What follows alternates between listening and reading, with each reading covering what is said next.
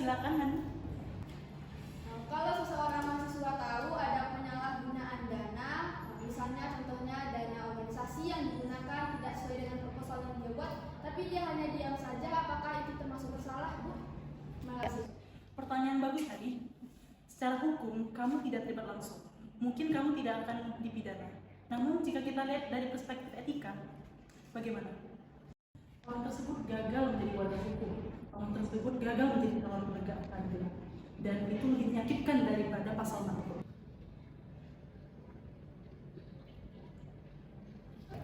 Jadi dia bisa jadi bentuk kesalahan ya, Bu? Ya benar Hani. Hukum itu bukan hanya sekedar kumpulan pasal, tapi hukum itu hidup. Dan hidup itu akan dimulai ketika seseorang bisa memilih antara mana yang benar dan salah. Apakah semuanya sudah paham? Paham, Bu.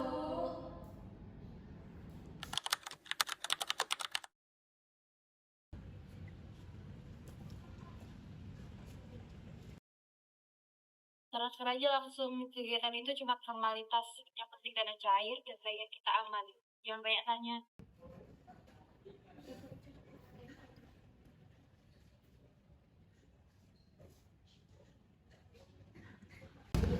Makanan ini bisa menyatukan Marcel, tapi juga bisa menyatukan aku.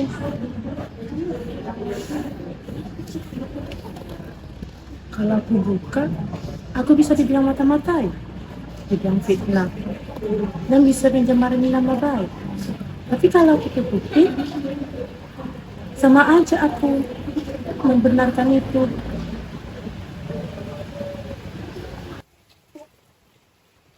Nah, kenapa keadilan itu selalu meminta barang yang sangat mahal ya?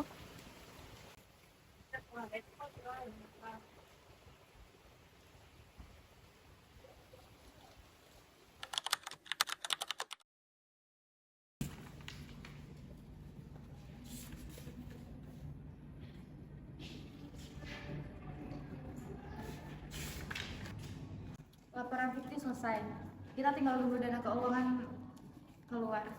Besok kita buat laporan kegiatan. Sisanya kamu tahu kan kemana? Gue suka kalau lo detail gini.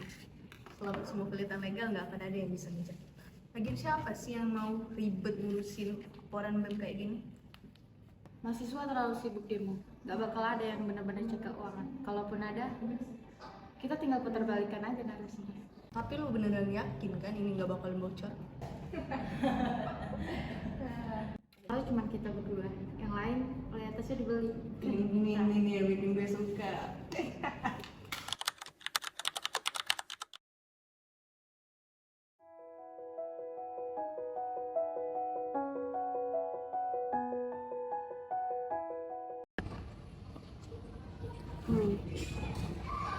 Laporan kegiatan mahasiswa tahun lalu. Pelatihan kepemimpinan mahasiswa. Tapi kok nggak ada dokumentasinya ya? Nama penulisnya itu Nadia. Artikelnya terakhir ditulis itu 1 tahun yang lalu. Setelah itu, hilang. Kayaknya ini aneh deh.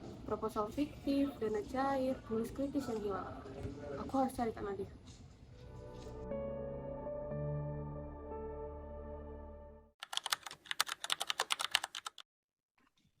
Halo Mbak Nadia, terima kasih ya karena udah mau ketemu Mbak walaupun lewat Zoom meeting. Sebelumnya perkenalkan, nama saya Aura, jurnalis kampus sekarang. Halo Aura, aku tahu kamu. Aku baca tulisan kamu soal pengelolaan dana beasiswa. Berani juga ya kamu.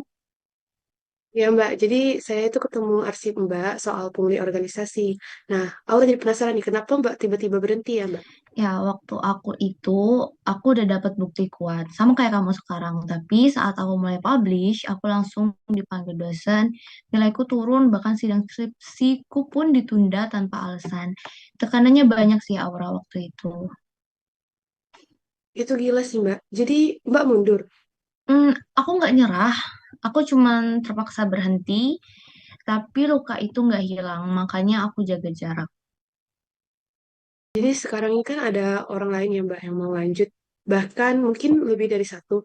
Kalau semisal kami butuh dukungan, apa Mbak bersedia untuk bantu?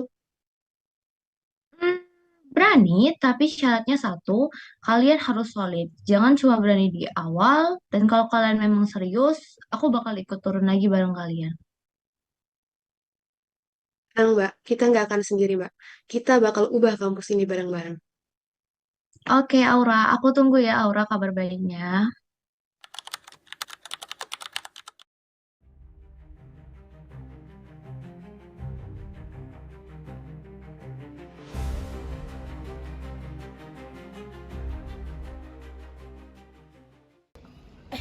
Itu kok uangnya diserahin diam-diam sih?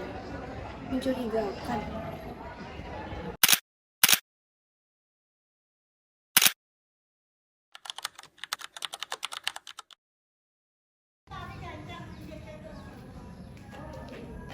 Masal, bisa kita bicara bentar? Maaf ya Kinana, aku buru-buru. Kamu selalu buru-buru belakangan ini Masal. Bahkan kamu ini tutup. Aku nggak tahu dengan apa lagi kamu jalani sekarang. Aku banyak tekanan Kirana.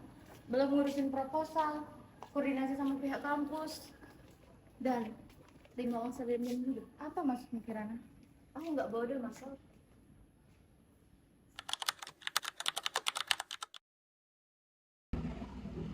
Kamu tuh lagi berdaya oleh Marcel. Kamu nggak bisa coba terus. Proposal fiktif, uang masuk kantong pribadi. Itu semuanya korupsi. Gue tahu, tapi siapa yang bakalan peduli? Semua orang juga main kayak gini kali. Selagi kita bisa main rapi, siapa yang bakal bisa buktiin? Harap kita ini masih hukum. Kita belajar hukum bukan buat diginiin. Justru karena gue belajar hukum, gue tahu di mana letak celahnya. Di dunia ini bukan cuma soal benar atau salah, tapi siapa yang lebih silap. Kalau kamu percaya itu, kamu bukan mahasiswa hukum, tapi kamulah yang tidak menegakkan keadilan. Padahal kamu dipilih untuk mewakili suara aspirasi mahasiswa. Serah deh, gue gak peduli.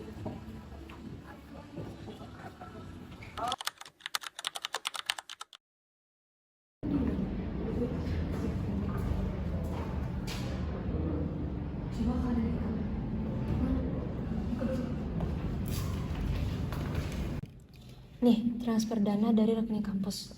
3 juta masuk ke rekening atas nama Marcel. Tanggalnya persis sama proposal yang tidak pernah ada. Kamu yakin ini sih? Aku udah cek 2 kali. Bahkan aku udah nanya ke teman yang magang juga. Katanya emang sering kejadian kayak gini. Nah, terima kasih. Ini bukan hanya sekedar bukti, tapi juga untuk perubahan ke depannya.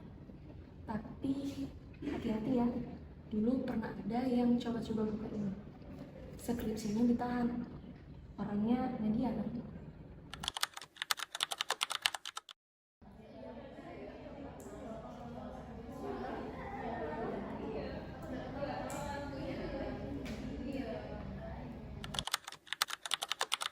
Saya ingin melihat transparansi dana organisasi.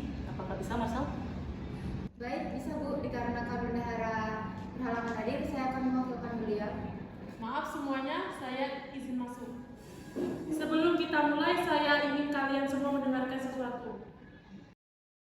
Transfer aja langsung, kegiatan itu cuma formalitas. Yang penting dana cair, dan bagian kita aman. Jangan banyak tanya. Itu fitnah. Rekaman bisa dipotong. Kamu cuma cari sensasi aja. Kami tidak cari sensasi. Di sini kami cari kebenaran. Dan kamu tahu kalau rekaman itu bukan satu-satunya bukti. Betul, Hakim. Kami juga ada proposal fiktif, ada bukti, ada saksi, yang semuanya ada di wire. Aku memang magang di bagian keuangan, dan aku tahu aku bisa kena sanksi karena menggarata. Tapi aku lihat sendiri.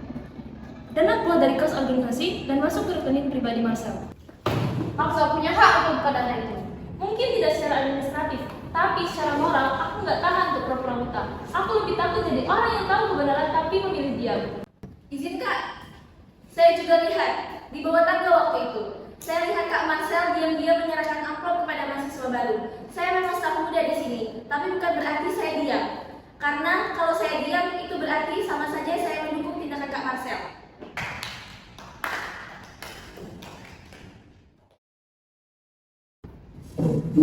Hai, Kalian menunjukkan bahwa kalian itu bukan hanya seorang penasihat hukum, tapi kalian juga merupakan penegak keadilan. Dan keadilan itu bukan hanya soal menegak, tapi bagaimana kita memberi benar walaupun itu resiko.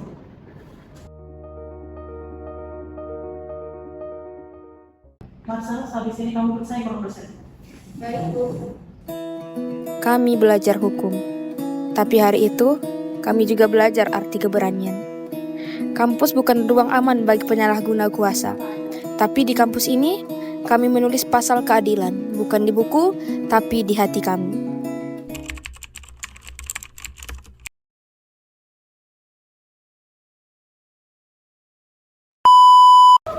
Hai, saya Didi Noviani sebagai ibu dosen. Hai, perkenalkan nama saya Fazila Ramadhani Putri sebagai Hani. Hai, saya Maulai Kuspati sebagai Kirana. Halo, aku Aura. Halo, aku Maeda sebagai Maya.